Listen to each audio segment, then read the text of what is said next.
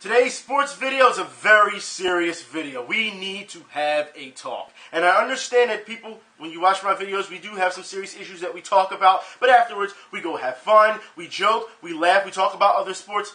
Today's video, the news that I received, had offended me so greatly. Not only as a black man, because that's secondary compared to being offended as a person who goes time and time again into neighborhoods and try to help people, try to help renovate courts and fields and things of that nature, trying to bridge the gap between the police, the relationship between the police and people in the hood. I do this time and time again. I am more offended as a person who has tried to help neighborhoods than it does of my race.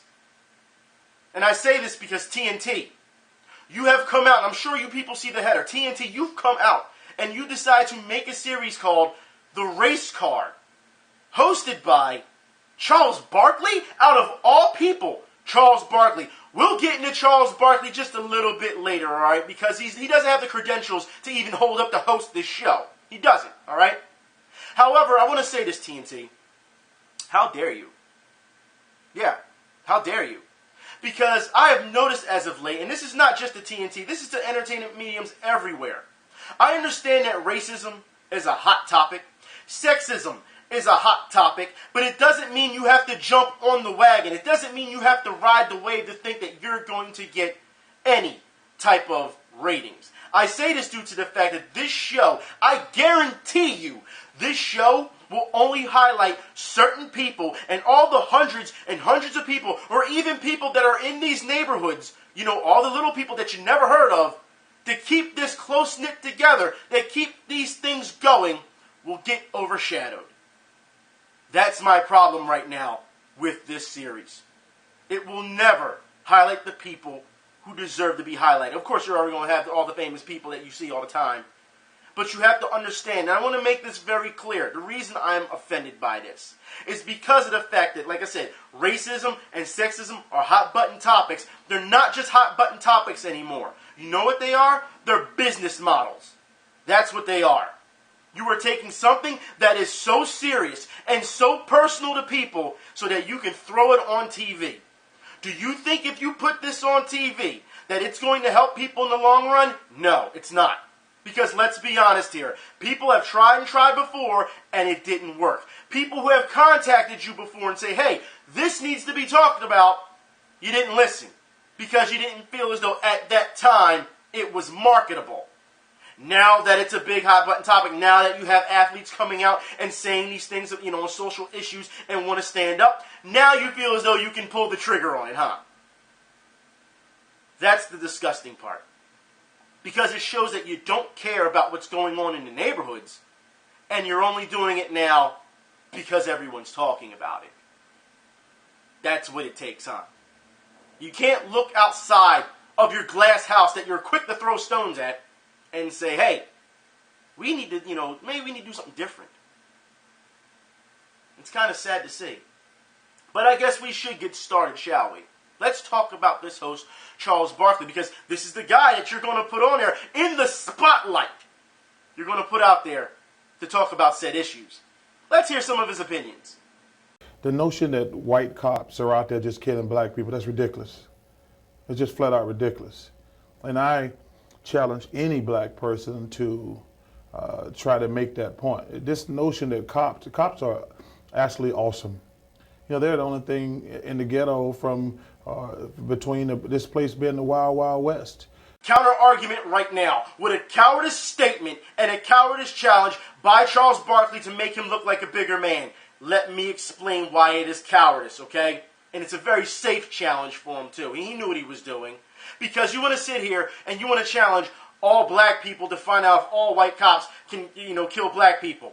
First off, you don't even have to challenge all black people to say that. You can challenge anyone to say that. You want to know why? Because there's not a statistic in this world that says that all white police officers kill black people. Not some, not majority. He's asking for all. And you will never find that. Nobody can take that challenge. Nobody can make that claim. So Charles Barkley, since you like challenges, I'll give you a challenge later, okay? Since you like to do that. A real challenge. However, I do want to move forward on this issue when it comes to him saying, well, all, police officers are awesome. If it wasn't for them, policing the hood, it would be like the Wild West. Really? Okay, well, let's talk about police officers being awesome, shall we? Now, I will put it like this. In my experience, just yesterday, I saw a black person broken down the side of the road on 95, and guess who was assisting them? A white police officer. That's right. So, with that being said, not all white cops are bad. We have seen on TV, we see on YouTube, in the media, we see malicious acts by white police officers either beating or killing black citizens. We see it all the time, okay? However, on the other side of that, we see white police officers having parties with black citizens, playing basketball with black citizens, seeing them twerk and everything and have fun, doing the running man with black citizens, trying to build a rapport with the community.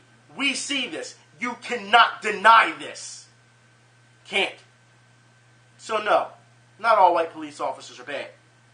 In my experience, okay, growing up as a kid, I cannot tell you, going up to the Northeast, having been harassed by white police officers. And since this is YouTube and I don't have to worry about TV, I can tell you exactly what they would say to you when they have nothing on you, because they would just stop you randomly. Whether you're in a car, whether you're not even driving, you're with white friends, whether you're walking, stopping you. And you know what they tell you to get a rise out of you because they have nothing on you? Nigger, you'll never be shit. You'll be dead soon just like the rest of your nigger friends. Why don't you go back down to Kensington or North Philly or Southwest Philly? You're going to be in a box anyway by the time you're 18. So why are you wasting your time up here? You're worthless. These are the things they would say to you to try and get a rise out of you. So then when you say something back to them, automatically disorderly conduct. Hello, 15th District. The games that they try to play, they try to get in your head. You don't let them. However, when I see videos of white police officers pulling over black people and black drivers are cursing them out, I mean cursing them, and white officers are showing restraint, I'm thinking to myself, you have to be kidding me that you would speak in that fashion to a police officer. Not because of respect, but the fact that you're putting yourself in more danger. And you think that's okay. And you're recording it so you think as though you're safe. You're not safe. And just because the camera's on does not mean that you are automatically exonerated. What the hell's wrong with you? Like I said, in my experience, these things have happened. But since Charles Barkley wants to talk about the hood, let's talk about the hood, shall we? All right? When shots ring out in the hood, depending on the hood, and I'm talking about here, personal experience, all right? And the police are called, there are times where the police don't show up till about 3 to 7 hours. Sometimes they don't show up at all. So for you to say that the police are, as you would say, having the law and order and keeping the wild, wild west of the hood, I would have to question your experience in the hood, Charles Barkley. Matter of fact, like I said, when's the last time you've been in the hood? Because, the people at Fox News, even though they're so focused on political ties, they actually throw a fact at, some facts out there about you and your experience about talking about people in the ghetto. About Charles Barkley. He has not seen a poor neighborhood in 20 years, number one. He's running as a Republican for the Senate. He's putting his nose in here. He has nothing to know what you're talking about. You don't like his politics. No, That's forget your that. problem. When he starts to talk about a poor, and you say he knows something about poor neighborhoods, this guy hasn't seen a poor neighborhood. Bob, wait. Barkley has been a very, very vocal supporter of President Obama since he ran. He is not a Republican. He is not a Republican. He said he was going to run for the Republican nomination. But he wasn't. He's all over the place politically, which is why you got to trust him. There's no focus and facts. Now, before I get started on this part, I can understand that people are going to say the comments that were said about Charles Barkley, they can simply be speculation. It's just accusations. You don't know if he's ever, he's been in the hood. But here's the question. Have you seen Charles Barkley in the hood within 20 years? Have you seen him? I haven't. No one else has. That's what I'm saying. Like, you have to understand it. And the reason why I say this is because when he's saying it is a fact, and then he goes on to the politics part, it gets glossed over. The girl's like, oh, so you have a problem with his politics. And what does he say afterwards? He says, no. Forget the politics. It's a fact. Once again, he reiterates, it's a fact that he hasn't been in any poor neighborhood in over 20 years. And you notice, once again, it gets ignored. Only for them to say, well, he should be trustworthy due to the fact that he's voting for Obama. That doesn't make him trustworthy. But once again, we have to find out. If this guy, Charles Barkley, this host, is going to make such statements about black people and in poor neighborhoods, then why isn't he in these neighborhoods? Protesters are wondering that as well. I think he said it all when he said that you cannot judge one group of people based on one person's actions or comments. Therefore, I find it incredulous that people would try to gauge the black community by Charles Barkley's comments. He definitely does not speak for the community in which I exist. He definitely has not been to Ferguson. He has not reached out or spoken to protesters or organizers who are actively working to change our community and actively working to help heal after this trauma that we've experienced for the last 117 days. I think you'd also be hard-pressed to find anyone whose comments on this issue are less valid than Charles Barkley's. So we have a man, a public figure, because let's be honest, he's on TV all the time, people know he is a public figure, all right?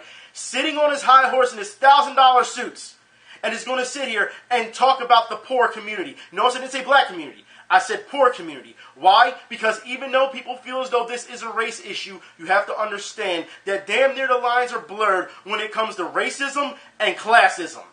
And right now, he is not experienced in this issue on this type of community. I mean, not the black community, the poor community, the class issue. How can you sit here and look down on people and talk about these people when you haven't yourself reached out to either these protesters, you haven't reached out to any type of group organizers, and yet you're trying to highlight the negatives that happen in these poor communities and never give credit to the positives that happen as well, or even the perspective on why these things happen in these communities.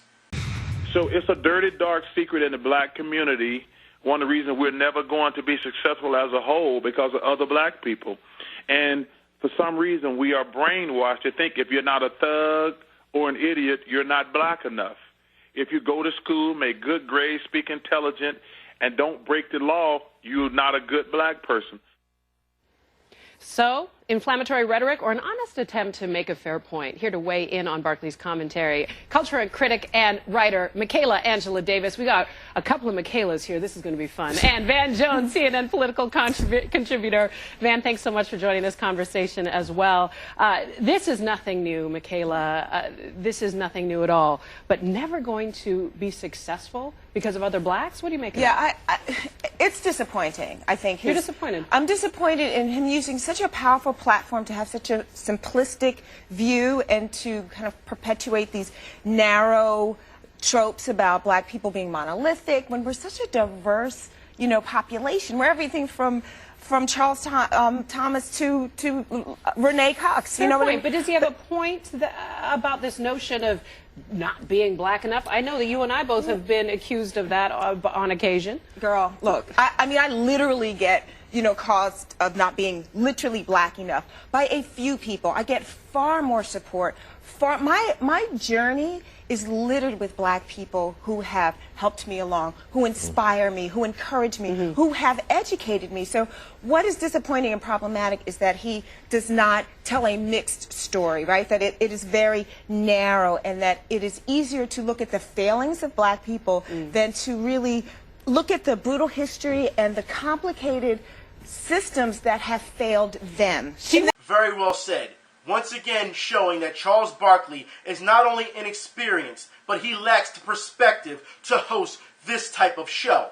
Now, since Charles Barkley wants to talk about the negativity of black people, because remember, he said, black people as a whole won't be successful because of the negative issues, because of the way they treat each other. Now, in my experience, let's be honest here, there are black people who do act this way, who are self-destructive in their own race. I myself have had that here on YouTube. I've been told I'm not black enough. I've been told in the real world I am not black enough because of the way I speak. That's right. So as far as I'm concerned, those type of people, they are definitely ignorant. But they do not make up all black people. And like I said, once again, it's funny because he always wants to talk about how you should judge people on an individual basis and then turns around and says rhetoric such as this. all black people can't be successful. Well, all white people aren't successful. All Asian people aren't successful. You understand this. When you use the word all, when you try to group everyone together, you make yourself look bad. You understand that, right, Charles Barkley? Now, back to what I was saying, okay? About the fact that, if you're not a thug or, if you don't get in trouble with the cops or things of that nature, you're not a real black person. That's what he's saying. I find this funny because when you make this type of claim, which is, once again, a cowardice claim to blame specific, because that's what I'm going to say, specific individuals, because not all black people are like that, all right? I find it funny that you didn't go after the entertainment mediums that promote such things. That's right. It's cool to be a thug. It's cool to be walking around with a gun. It's cool to be doing all this type of stuff and disrespecting police, and it's cool to steal and all this. We see this all the time in multiple entertainment mediums. That could, if you want to say, because you love to say that black people are brainwashed, maybe that would be the case. Granted, as an individual, you should be able to think for yourself. We know this. But anybody who knows group mentalities and herd mentalities, you know that is a completely different issue and that people are mentally weak. That is a completely different issue for a different day. Okay? But understand, when you were sitting here and you were blaming these people for saying, this is why we can't progress, and then you're not turning around and looking at the things that have influenced them to say such things, the very same entertainment mediums that you're a part of, Charles Barkley, it tells me that you took the cowardice way out and you don't want to bite the hand that feeds you. That's what it tells me. However, you did focus on the negative, and it seems like anybody who criticizes you, you definitely have a problem with. To always be able to have an open and fair dialogue on race. My grandmother, the greatest person ever, always told me, you judge every person on their own individual merits. All black people ain't great. All white people ain't evil. The only problem I had with Kenny's open letter was, I don't think anytime something black happens in the black community, we got to talk about slavery. Listen, slavery is, well, I shouldn't say one of the worst things ever, because I don't know anything about it other than what I read or what my grandmother told me. And once again, as you can hear him say, judge people by individual merits. Not all black people are good, not all white people are bad. But then you said before that, hey, we can't be, successful. All black people can't be successful because of other individuals. You are a hypocrite and you constantly flip-flop. Not to mention, like I said, if you listen to the Fox News article that I just, that video earlier when we talked about, where he said he wanted to run for the Republicans, but then he wanted to vote for Obama. He was a supporter of Obama. Flip-flopping. This is what he does. And this is the guy you want to be trustworthy. Not one positive thing has come out of his mouth when it comes to black people just yet, has it? Not one. But you want to sit here and say, I'm not sure if slavery was bad. I only can know by what I've read and what my grandmother told me. It's common sense. You don't need your grandmother to tell you that slavery was bad. What if I came to your house right now, kidnapped you, took you somewhere, and said, you're going to work, put you in shackles, you're going to work for me, even if you don't like it, and if you defy me, I'm either going to torture you or kill you. I'm going to treat you like a piece of meat and have you work day in and day out. Would you tell me then? I'm not sure if it's bad or not. You know damn well it was bad. And black people, let's not get it twisted. Slavery has been going on for years, way before the South. We know this, all right? There are different countries that had slavery way before. I'm not even going to get into that. I'm not even going to start that. We know that slavery is bad. And for him to say such a thing, and look, he always credits his grandmother. Obviously, she was the driving force in his life. A good, strong black woman. No problem with that, okay? But when you keep flip-flopping on this issue, you do realize that the teachings that your grandmother has given you, you're actually disrespecting her, Charles Barkley. Because like I said, again, you have a problem with people who disagree with you. I feel sad for Michael Brown's family. I feel empathy for Eric Garner's family. It's an awful subject to talk about. 2 people died. But I try to be honest and fair. And sometimes, it's funny. I hear all these guys talking about my opinion First of all, people want to hear your opinion unless you disagree with them. That's the only thing that bothers me. Like if I would have came out and said, as a black man, if I would have came out and said all the cops suck, all the black people saying, I love that damn Charles Barkley. So you're always in an awful, awkward situation. But listen, as my grandmother said, I'm going to judge everybody by their own merits, black or white, and I'm going to be fair. And some people are going to agree with me, and some people are going to kiss my ass. Well, absolutely disgusting. And I'm going to break this down because you contradicted yourself that quick in one segment. That quick. I don't understand how people could do that. But let's break it down. First, you start off with mocking people and saying, yeah, people want to hear your opinion unless you disagree with them. So you're mocking them. That's what you're doing. All right? I get what you're doing. Then you say, hey, if I had come out and said that all cops are bad, then all black people would be like, yeah, I love that Charles Barkley. First off, you don't know all black people to make that statement, whether it was literal or just straight mocking people. You don't know. If you came out and really said that, I would say I disagree with you. I would. It's amazing how you said that. However, like I said, in mocking fashion. Then he turns around and says, as you heard, oh, well, in an individual, I judge people in an individual basis, even though we already know that you've been grouping people, back and forth, you flip-flop. And then you're judging people in an individual basis, and people who disagree with me can kiss my ass. Yes, that's what he said. It almost is like you took a page out of Stephen A. Smith's book, who said if you disagree with him, you can go kick rocks. These are the people that you want to build a relationship between poor neighborhoods and the police? These are the people that you want to have their own show and stay in the limelight? With this type of ignorance? With this type of arrogance? These are the type of people that you want. Oh, I forgot. As long as he pushes for President Obama, everything's okay, right? Doesn't know a damn thing about the poor neighborhoods, but, as a black man as president, I can support that. Oh, I forgot. That's the higher echelon of class, right? So, Charles Barkley, since you like challenges, let's talk challenges. Next time you come to Philadelphia, why don't you meet me face to face? I will meet you anywhere. Because what you do, anyone who doesn't know, what Charles Barkley loves to do when he comes to Philadelphia, go right to those radio stations, those sports radio stations, that guess what? Doesn't cater to our demographic.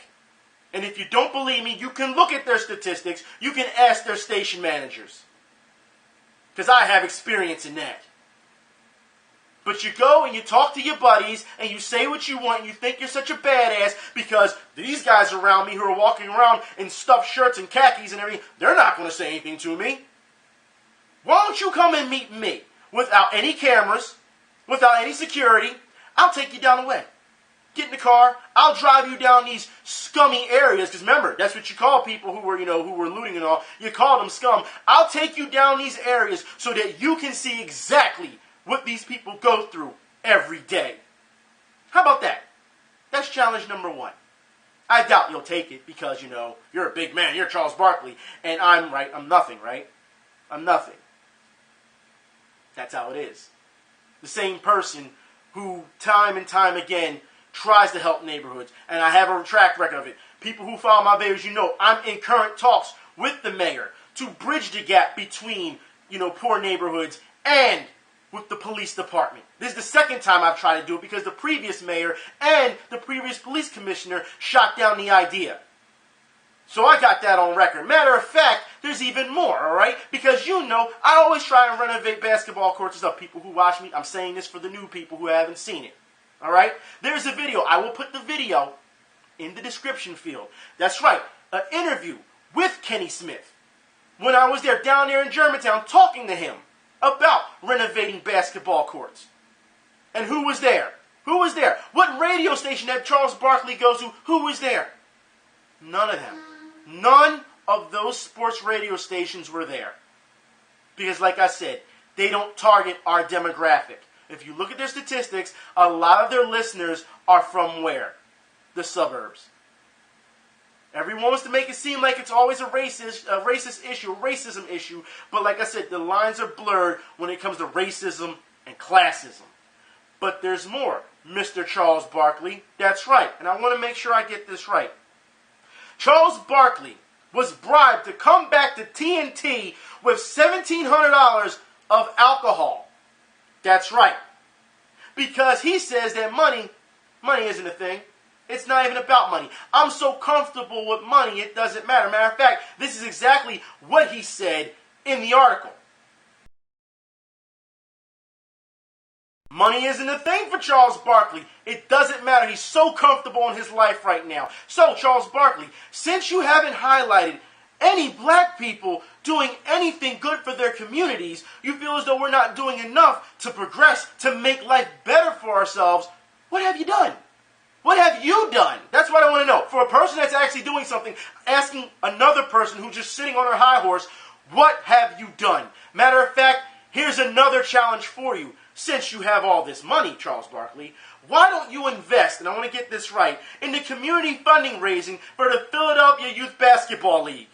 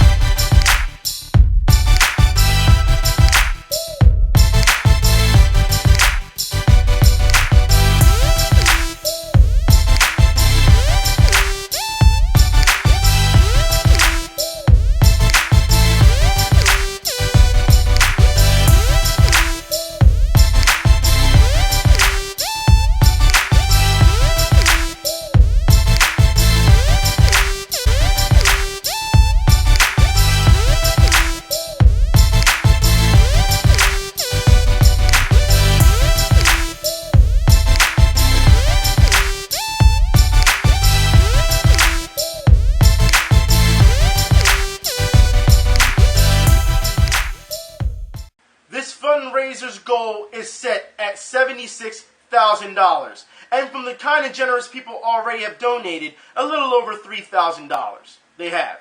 But I just want to talk about $76,000. Charles Barkley, you have spent a hell of a lot more than that in one night gambling, haven't you? So for you to come out and say that all these negative things are happening in these poor neighborhoods and nobody's doing anything to progress anything, it is time for you to walk the walk instead of talking the talk. So you're going to tell me you couldn't come up with $76,000? Matter of fact, you and TNT couldn't come up with $76,000 to help this program, to help lives? I'm just wondering here.